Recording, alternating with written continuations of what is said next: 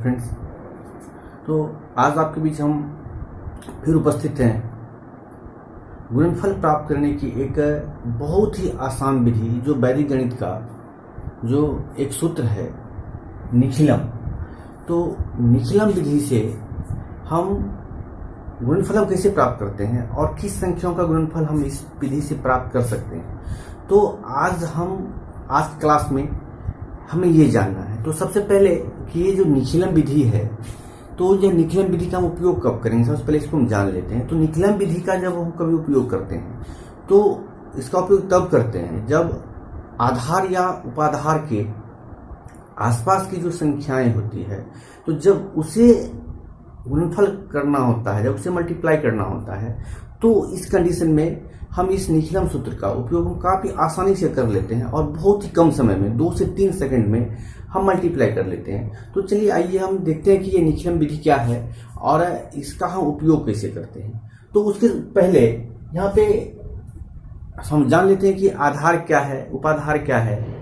जो यहाँ पे बोर्ड पे दिख रहा है कि आधार, उपाधार और विचलन, ये 2-3 चीज लिखा हुआ है। तो सबसे पहले आइए हम इसके बारे में जान लेते हैं कि आधार क्या है। तो आधार है कि हमारी जो गणित है वह दार्शनिक प्रणाली पे है। मीन्स दार्शनिक प्रणाली मीन्स या तो वह 10 के आसपास होगा या 100 होगा या फिर 1000 होगा या फिर 10,000। मीन्स 10 का जो घात होता है, मीन्स या तो इस प्रकार से हम लिख सकते हैं कि आधार जो होता है हमारी गणितीय प्रणाली में, या तो 10 होता है या 100 होता है या फिर 1000 होता है या फिर 10,000 होता है। मीन्स इसको हम लिख सकते हैं या 10 to the power n हम कर सकते हैं। इकट्ठे अगर लिखें तो 10 to the power n, या तो अगर 10 का वैल्यू 1 है तो 10 होगा, 2 है तो 100 है। तो ये हमारी जो दार्शनिक प्रणाली है, जो हमारी जो अंकन की पद्धति है, यह दार्शनिक प्रणाली है। तो ये दार्शनिक प्रणाली ये है किसी, ये आगे इंक्रीज करेगा। इसके बाद है उपाधार। तो उपाधार क्या है? तो उपाधार होता है कि आधार का गुणनफल। जैसे हम लिखते हैं 20, 40, 200, 600, 3000, है ना। ये क्या है? ये है उपाधार। मीन्स ये क्या है? यह जो 3000 है, तो 3000 क्या है? तो 100 का मल्टीपल है। किससे? तो 1 2 3 से अगर मल्टीप्लाई करते हैं तो ये आता है 300 आता है। इसी प्रकार से 600 है तो यह 100 का मल्टीपल है। यह 6 को जब 100 से मल्टीप्लाई करते तो 600 आता है। इसी प्रकार से 20 है, 40 है, तो यह क्या है? तो 10 इसका आधार है और यह 20 मतलब 10 × 2 हम 20 लिखते हैं। इसी प्रकार से 10 × 4 हम 40 लिखते हैं। तो ये है हमारा उपाधार। तो आधार हुआ कि 10 होगा या फिर 10 का जो घात वाली जो संख्याएं होती है, तो वो होता है, इसमें आधार होता है। और उपाधार होता है कि वह जो संख्या है उसका गुणनफल। तो ये 2 चीजें हो। तीसरा होता है विचलन। विचलन क्या है? कि कोई भी संख्या आधार या उपाधार से कितना विचलित है, कितना डेविएट है, ये क्या या तो कम होगा या फिर अधिक होगा। तो अगर कम है तो वहां पे हम नेगेटिव साइन का यूज करेंगे, और अगर पॉजिटिव है, अगर ज्यादा है तो वहां पे हम पॉजिटिव साइन का उपयोग करते हैं। तो ये 3 चीज है, आधार है, उपाधार है और विचलन है। तो आधार है इसमें कि जो 10 है या 10 का जो डिग्री है, वह जो संख्याएं हैं, तो वह संख्याएं है हमारा आधार है। और 10 और आधार का जो मल्टीपल है 1 2 3 4 1 से जो मल्टीपल है, तो वो हो जाएगा हमारा उपाधार होगा। और विचलन होता है कि जो आधार के या उपाधार के से डेविएट है, कितना डेविएट है। जैसे हम कुछ एग्जांपल से इसको लिखते हैं। जैसे हम लिखते हैं 9 लिखते हैं, तो 9 कहाँ है? तो बेसिकली यह 9 कहाँ पे है? तो 9 10 के पास में है। उपाधार तो नहीं, क्योंकि यह 10 क्या है? तो यह आधार है। और इसका विचलन कितना है? तो -1 है। मतलब 9 क्या है? ध्यान देंगे आप कि ये 9 क्या है यहाँ पे? तो 9 10 से 1 कम है, इसलिए यहाँ पे लिखे हम -1। इसी प्रकार से अगर हम लिखते हैं 11, अगर 11 लिखते हैं तो आधार क्या है? तो आधार तो 10 होगा, उपाधार नहीं है। और विचलन कितना है इसका? तो +1। मीन्स 11 क्या है? तो 10 से 1 अधिक है। तो ये हो गया इसका विचलन हुआ। इसी प्रकार से अगर हम लिखते हैं 96 लिखते हैं, तो इसका आधार क्या है? तो इसका आधार हो जाएगा 100, क्योंकि यह 100 के ज्यादा पास है ना, तो यह ज्यादा पास है, उपाधार नहीं है। और इसमें विचलन क्या हो जाएगा इसका? तो विचलन हो जाएगा कि 100 में कितना कम है, मीन्स -4 विद साइन के साथ लिखना है, ठीक है। इसी प्रकार से अगर हम लिखते हैं कि 205 हम लिखते हैं, 205 में आधार क्या होगा? तो आधार तो 100 से लेके और अगर 900 तक है तो उस कंडीशन में उसका जो आधार है वो 100 ही होगा। हम देख लेते हैं यहाँ पे, मतलब या तो 100 के पास होगा या फिर 1000 के पास होगा, तो उसको हम किसी को भी लिख सकते हैं। यहाँ पे 200 है तो ये 100 की ज्यादा पास है, तो यहाँ पे 100 हो गया इसका आधार। और उपाधार क्या है? तो ये उपाधार हो गया यहाँ पे 200, मीन्स 100 का मल्टीपल है ना। ये 200 क्या है? तो 200 हो जाएगा इसमें कि 100 का मल्टीपल। अब फिर यहां से फाइंड करते हैं हम कि इसका विचलन क्या है। अब इसका विचलन क्या है? इसका विचलन है यहाँ पे +5, इससे अधिक है। ठीक, इसी प्रकार से अगर हम लिखते हैं कि 29 लिखते हैं, तो 29 का जो आधार क्या है?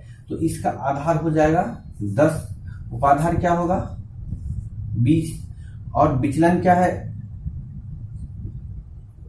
30 कर लेते हैं। अगर 30 कर लेते हैं तो -1 आएगा।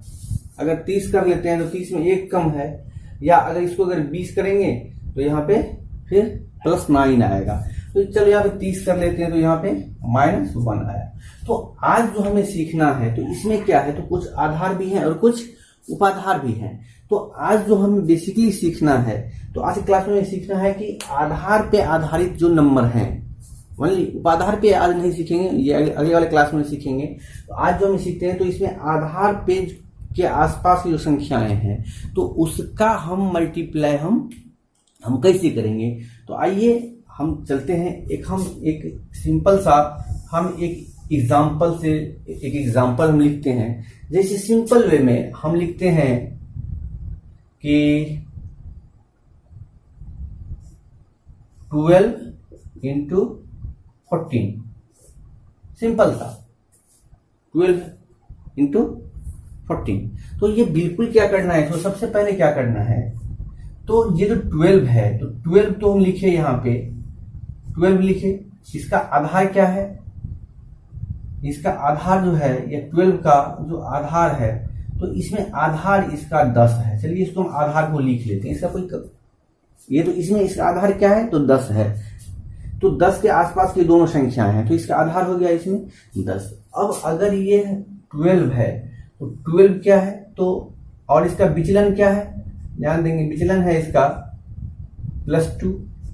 जैसे यहाँ पे हमने किया है ना, ये संख्या है और इसका विचलन क्या है? +1 है। इसी प्रकार से ये 12 है, इसका विचलन क्या है? तो 2 है।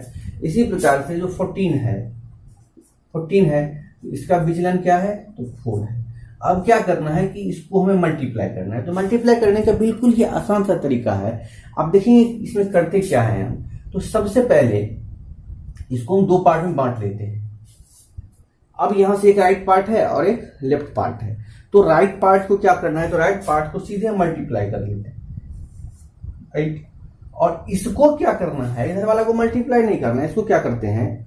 तो या तो हम इस डायगोनल को ऐड कर लेंगे या फिर इसको ऐड कर लेंगे, या नहीं तो क्या करना है कि यह जो आधार है, आधार के साथ इसको और इसको मल्टीप्लाई कर लेना है।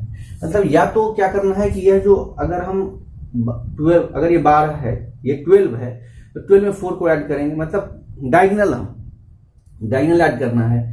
या अगर 14 है तो 2, या अगर हम आधार के साथ चलेंगे तो आधार ले लेंगे और जो भी डिविएशन है इसका, उस डिविएशन को हमें क्या करना है? तो हमें डिविएशन को 1 ऐड कर देना है। बिल्कुल ही आसान सा है। तो या तो अगर हम इसको हम ऐड करते हैं तो 12 और +4 कर लेते हैं, या अगर इसको भी करेंगे तो वही चीज आएगा, है ना। या अगर इसको भी करते हैं तो 10 + 2 + वो मतलब तीनों कंडीशन में एक ही चीज आ रहा है। ये क्या है, तो 16 है और इधर वाला 8 है। मीन्स इसका आंसर क्या हो गया, 168। तो ये बिल्कुल ही ये आसान सा ट्रिक है। चलिए हम एक दूसरा क्वेश्चन के साथ भी हम देखते हैं। एक हम दूसरा क्वेश्चन भी देख लेते हैं इसी से रिलेटेड। तो एक दूसरा क्वेश्चन,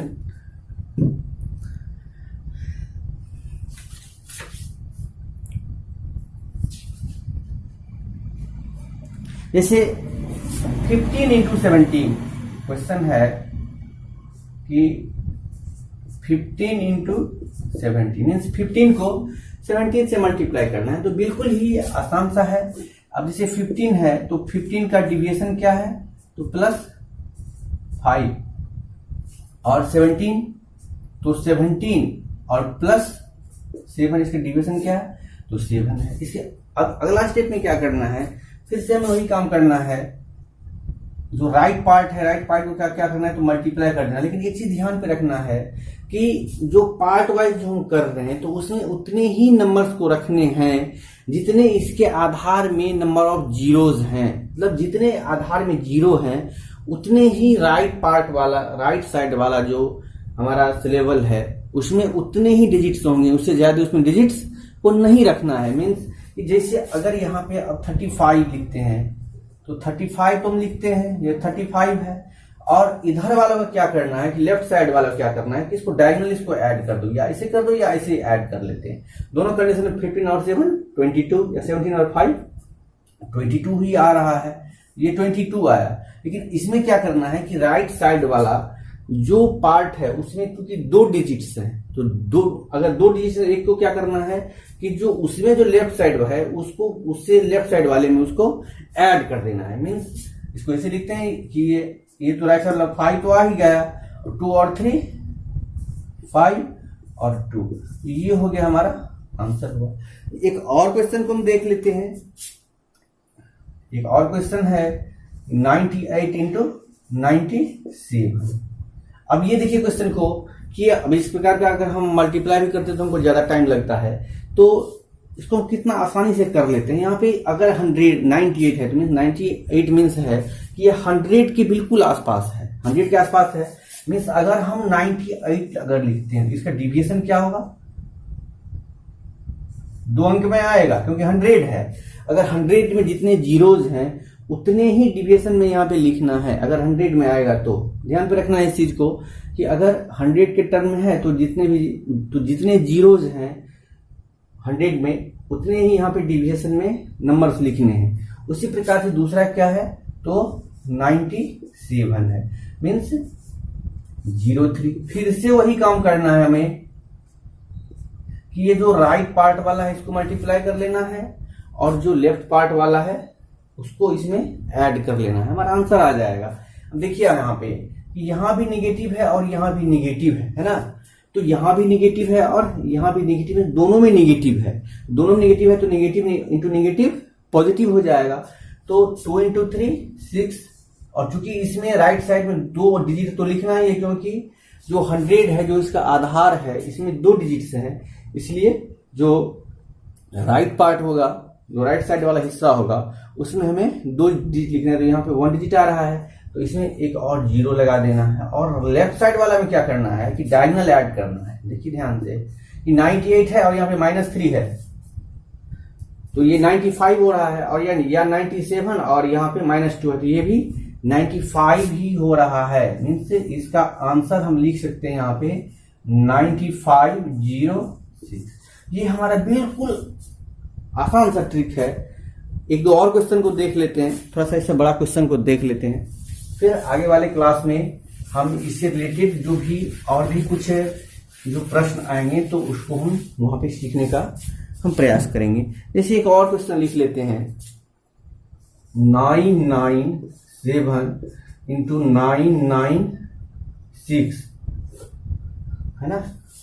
एक और क्वेश्चन है कि 997 इंटू 996। ये एक बड़ा सा क्वेश्चन है और इसको संभवतः इसको मल्टीप्लाई करने में ज्यादा समय लगता है, लेकिन इस सूत्र की सहायता से बहुत ही कम समय में हम मल्टीप्लाई कर लेते हैं। तो आइए देखते हैं इसको। सबसे पहले क्या करना है, सबसे पहले इसका डिविएशन लिखना है। डिविएशन क्या है, तो ये 1000 में 3 कम है ना, 1000 में 3 कम है। यहाँ पे देखिए इसका जो 1000 में 3 कम है तो इसको हम क्या लिखते हैं 997 और 3 चूंकि 1000 में 3 कम है इसलिए 003, क्योंकि आधार में जितने भी जीरोज हैं उतने ही हमें राइट साइड में हमें लिखना है, उतने ही हमें डिजिट लिखना है, इसको ध्यान पे रखना है। दूसरा क्या है तो 996 है, 996 है मीन्स ये क्या है तो 1000 में 4 कम है मीन्स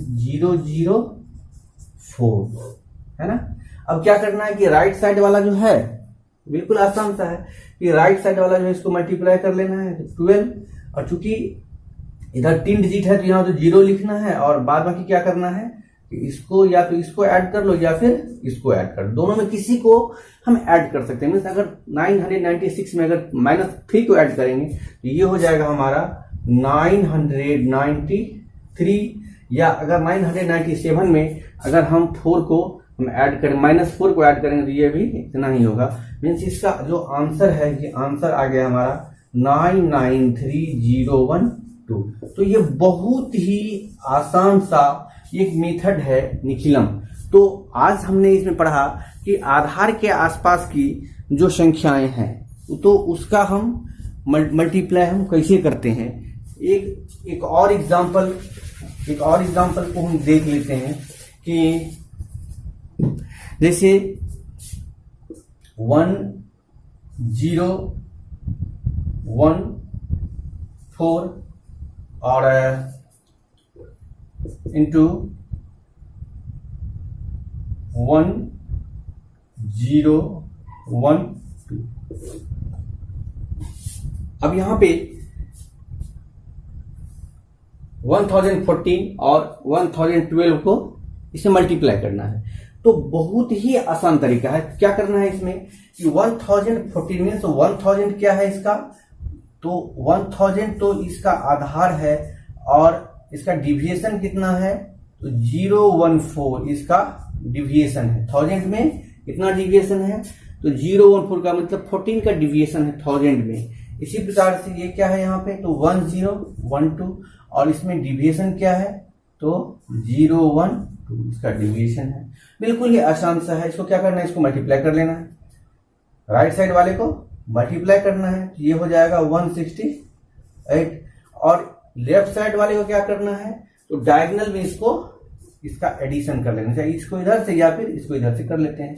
तो 1012 और प्लस 14 मीन्स 1026 मीन्स इसका आंसर 102616।